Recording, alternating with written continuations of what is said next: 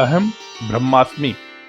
नमस्कार बंधुजनों, स्वागत है आपका हमारे चैनल पर, जहां हम सनातन धर्म की गहराइयों को समझने की कोशिश करते हैं।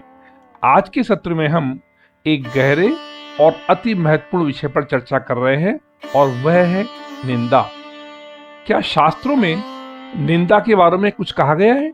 निंदा करने वाले का क्या फल होता है? अगर कोई हमारी निंदा कर रहा है तो हमें क्या करना चाहिए?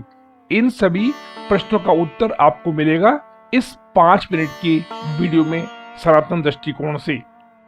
दोस्तों, क्या निंदा सिर्फ बुरा बोलना है, एक पाप है, या हमारे जीवन को बदलने वाली एक शक्ति, या फिर एक छिपा हुआ आशीर्वाद? क्या कोई आपकी निंदा करके आपको पुण्य दे सकता है? क्या इससे हमें बचना चाहिए? तो आइए निंदा पर चर्चा का श्री गणेश करते हैं। निंदा यानी किसी की आलोचना करना, दोष निकालना, चाहे वो सामने हो या पीठ पीछे। हमारे शास्त्रों में निंदा को एक प्रकार की मानसिक हिंसा माना गया है।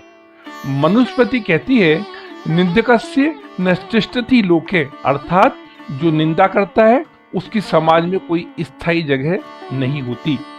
भागवत पुराण और रामचरितमानस में निंदा का उल्लेख कई बार देखने को मिलता है। तुलसीदास जी लिखते हैं, सबके निंदा जे जड़ करही, ते चमगादुर होई अवतरही। भगवान श्री कृष्ण ने भी कहा है कि जो मुझे गाली देते हैं, निंदा करते हैं, मैं उनका भी भला करता हूँ। अर्थात भगवान की दृष्टि में भी निंदा एक अवसर है आत्मचिंतन का। महान संत कबीरदास जी ने भी निंदक को अपने पास रखने और उसके द्वारा कहे गए शब्दों से अपने स्वभाव को निर्बल करने की सलाह देते हुए कहा है कि निंदक बिना दर्पण के हमें हमारे दोष सिखा देता है। निंदक नियरे राखिए, आंगन कुटी छवाए, बिन पानी साबुन बिना निर्मल कर दे काए। श्रीमद् भागवत में वर्णन देखने को मिलता है कि जो दूसरों की निंदा करता है उसका पुण्य धीरे धीरे समाप्त हो जाता है। लेकिन यहाँ आश्चर्य की बात यह है कि अगर कोई हमारी निंदा कर रहा है तो वह अपने पुण्य हमें दे रहा है। इसलिए संत जन कहते हैं, निंदक हमें निस्वार्थ दान देता है, हमारे दोष, हमारे पुण्य और हमारी परीक्षा का अवसर।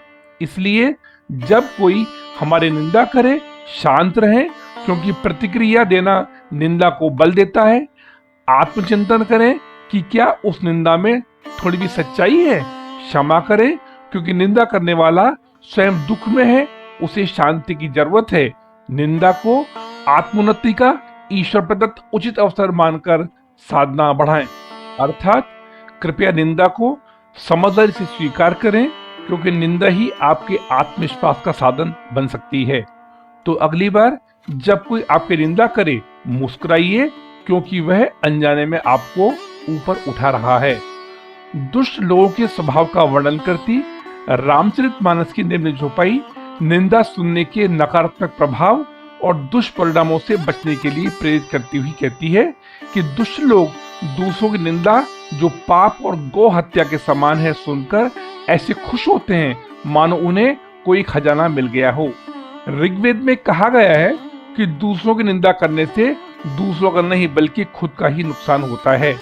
हरि हर निंदा सुनहि जो काना, होई पाप गौघात समाना।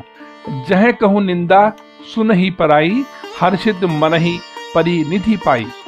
तो चलिए निंदा मुक्त होने की आकांक्षा एवं आगामी सत्र में एक और प्रेरणादायक विषय के साथ मिलने की कामना के साथ, ओम ज्ञान भूताय नमः। धन्यवाद।